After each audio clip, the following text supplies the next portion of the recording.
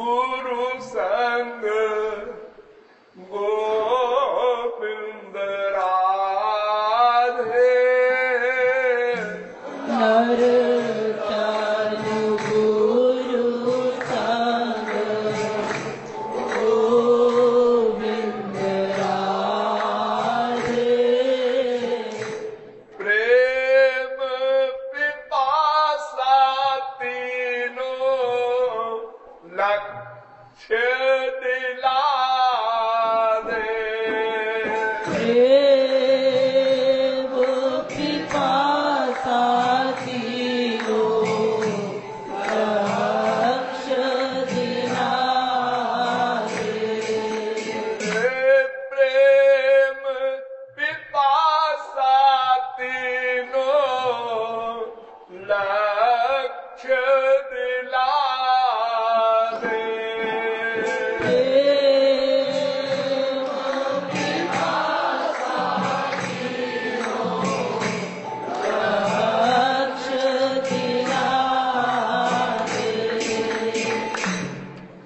हमारा जो लक्ष्य है उस लक्ष्य को पाने के लिए तीन चीजें परमावश्यक हैं। नंबर 1, मनुष्य का शरीर। और किसी शरीर में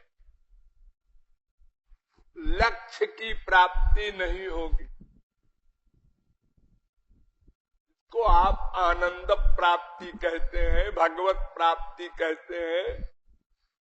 जो आपका अंतिम लक्ष्य है उसको पाने का जो 3 साधन है उसमें सबसे पहले नर तन, ये शरीर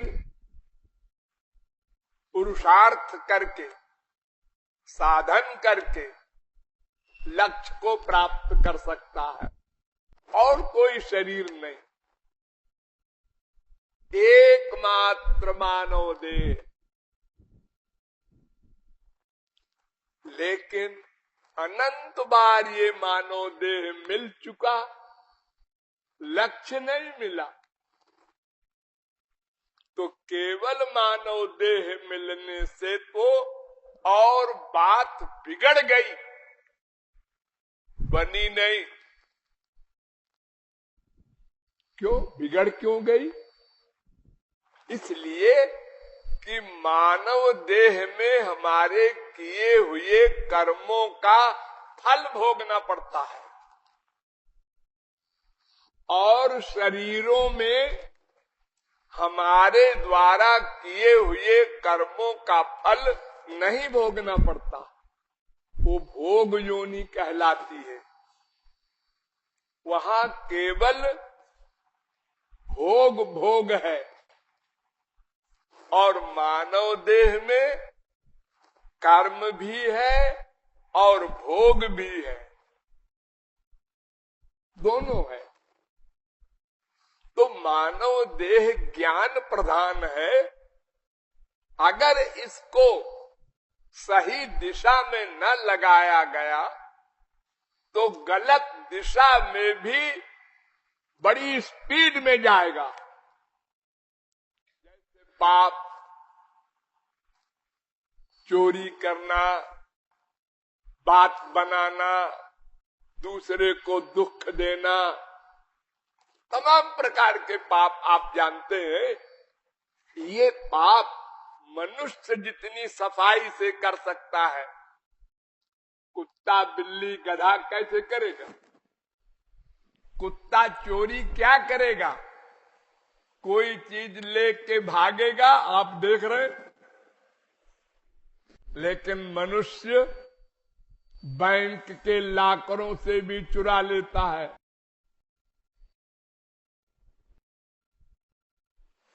उसमें ज्ञान प्रमुख है। तो पाप करने में ज्ञान की आवश्यकता है। जैसे शुभ कर्म में ज्ञान की आवश्यकता है, ऐसे ही अशुभ कर्म में भी, पाप कर्म में भी जितना अधिक ज्ञान होगा जिसके पास, उतना बड़ा पाप कर सकेगा वो।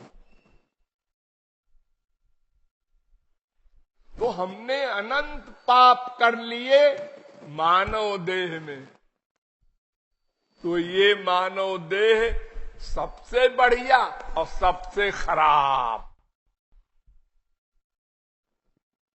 सबसे बढ़िया इसलिए कि इसी मानव देह में तुलसी, सूर, मीरा, कबीर, नानक, तुकाराम बड़े बड़े संत हुए। और सबसे खराब इसलिए कि अगर आपने भगवत प्राप्ति का मार्ग नहीं अपनाया तो फिर गलत मार्ग में चलना पड़ेगा। क्यों? एक क्षण को भी आप अकर्मा नहीं रह सकते, चलना पड़ेगा। चाहे पूर्व की ओर चलो, चाहे पश्चिम की ओर चलो, चलना पड़ेगा। एक सेकंड को भी बिना चले आप नहीं रह सकते। तो अगर सही दिशा में नहीं चलेंगे तो गलत दिशा में चलना पड़ेगा।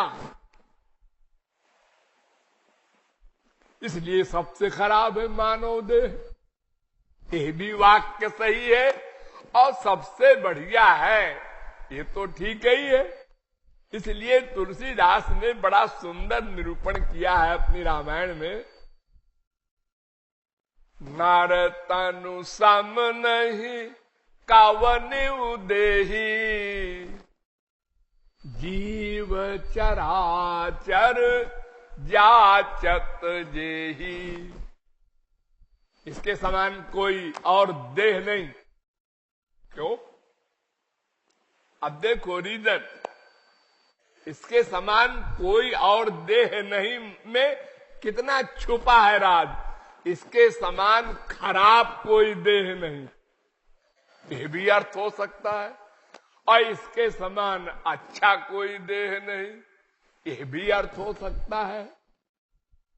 तो तुलसीदास ने बड़ी चालाकी से लिखा कि नारक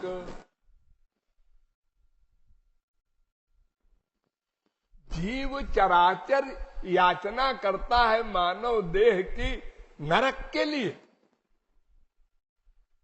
अरे ऐसा क्यों लिख दिया?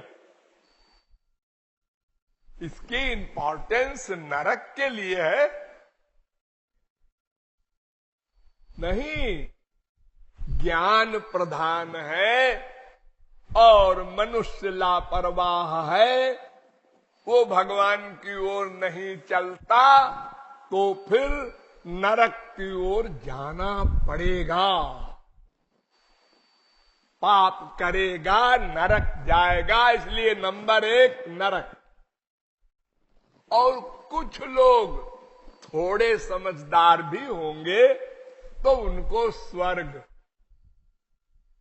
एक कर्म धर्म करने वाले, नरक, स्वर्ग।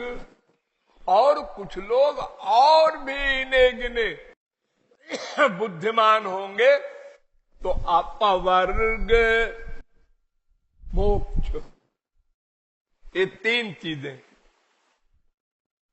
यानी अशुभ कर्म, शुभ कर्म, अशुभाशुभ कर्म रहित कर्म, ये 3 प्रकार का कर्म होता है।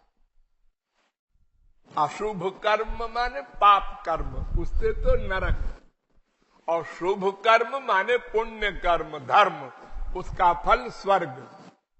और पाप पुण्य दोनों न करे ऐसा अकर्म ज्ञानियों का, इससे मोक्ष। और इससे भी बड़ी चीज भक्ति सुख देनी। ज्ञान वैराग्य अनुचर रहेंगे, उनसे युक्त भक्ति। ये चार चीज देने वाली ये नर तनु है।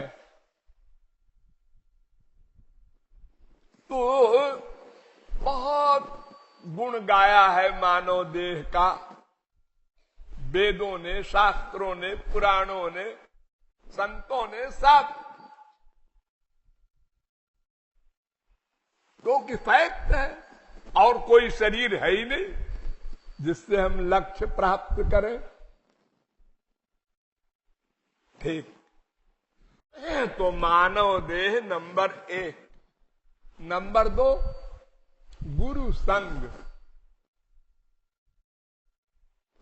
गुरु मिलन नहीं, गुरु संग।